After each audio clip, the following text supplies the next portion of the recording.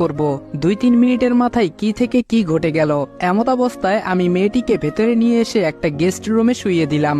মেয়েটার চেহারা একদম গোলাপি হয়ে আছে, তার গায়ের সমস্ত কাপড় ভেজা। মেয়েটা যে একদম ফর্সা বোঝা যাচ্ছে, কিন্তু হাতে গলায় অনেকগুলো লাল দাগ, কিছু কিছু দাগ একদম নীলবর্ণ ধারণ করেছে। বোঝা যাচ্ছে কেউ তাকে অনেক বেশি পরিমাণে মেরেছে।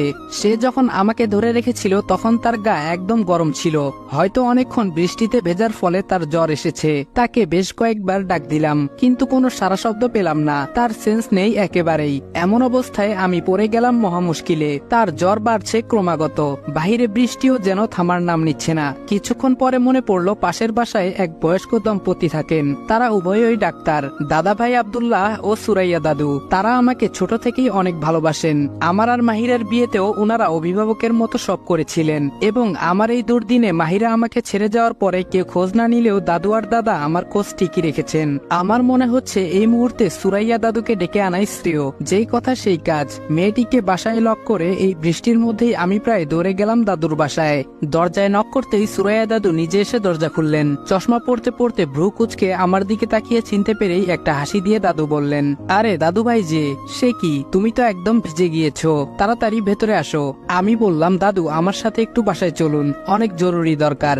দাদু বলল, কেন, কি হয়েছে? দাদুকে পুরো ঘটনাটা বললাম। আমি বললাম, দাদু আগে চলুন প্লিজ।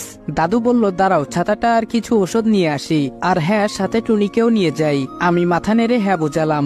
দাদু রুমে ঢুকে মেয়েটার অবস্থা দেখে আমার দিকে একবার তাকায় আর একবার মেয়েটার দিকে, তারপর মেয়েটার গায়ে হাত দিয়ে রেখে আমাকে বললেন, দাদু ভাই এর অনেক জ্বর, জামা পাল্টে দিতে হবে। কোনো জামা আছে বাসায়? আমি বললাম, হ্যাঁ ঘরে পরার কিছু জামা আছে মাহিরার, সে ওগুলো রেখে গিয়েছে। দাদু বলল, এনে দাও আমাকে একটা বাসন্তী রঙের সালোয়ার কামিজের সেট আর হেয়ার ড্রায়ার নিয়ে দাদুর হাতে দিয়ে আমিও রুমে এসে চেঞ্জ করে নিলাম। ইতিমধ্যে মেঘের বিরাট বর্ষণ থেমে গিয়েছে, বাহিরে হিমেল হাওয়া বইছে, তবে হালকা হালকা ঝিরিঝিরি বৃষ্টি পড়ছে। পরিবেশে এক প্রকার শান্তি বিরাজ করছে। মনে হচ্ছে সব ধরনের আবর্জনার স্তূপ মুছে গেছে, সব পরিচ্ছন্ন হয়ে গেছে, সবকিছু এখন ঠিকভাবে হবে। কি যেন আজকের আকাশ বাতাস কিছু বলতে চাইছে। কিছুক্ষণ পরে নিচে এসে দাদুকে দেখি মেয়েটাকে ঠিকঠাক করে দিয়েছেন। টুনি পাশে বসে মাথায় জলপটি করে দিচ্ছে। দাদু বলল, ইরাদ ওর অনেক জ্বর দাদু ভাই, জ্ঞান ফেরা পর্যন্ত জলপটি করা লাগবে। আর মেয়েটাকে দেখে যা বুঝলাম মনে হচ্ছে সে ভালো ঘরের, চেহারাটাও কত নিষ্পাপ। ইরাদ শুধু মনোযোগ দিয়ে দাদুর কথাগুলো শুনে ভেদটা বুঝতে চেষ্টা করছে। সে তো মেয়েটার দিকে দরকারের খাতিরে শুধু তাকিয়ে দেখেছিল একবার, আসলে তার দেখার কোনো ইচ্ছেও নেই। মাহিরা ছাড়া যে ইরাদের মনে কোনো চেহারা কখনো ধরেনি, আর সে নিজে থেকে কাউকে দেখতেও চায়নি, এমনকি আজও চায় না।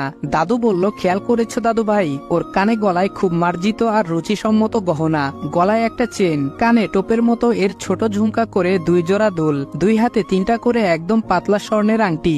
গহনাগুলো পুরনো দিনের খাঁটি স্বর্ণের এই ডিজাইনগুলো, এবং পায়ের নুপুরগুলো দেখো, এই ডিজাইন আমাদেরও আগের সময়ের। ইরাদ দাদুর সাথে মাথা ঝাঁকিয়ে সম্মতি দিল।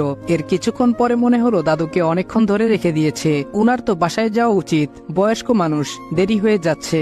আমি বললাম, আচ্ছা দাদু আমি আছি, চলুন আপনাকে আমি দিয়ে আসি বাসায়। দাদু বলল, ঠিক আছে, কিছু দরকার পড়লে আমাকে কল দিও, বোকার মতন কষ্ট করে আসতে হবে না। আমি বললাম, জি অবশ্যই দাদু।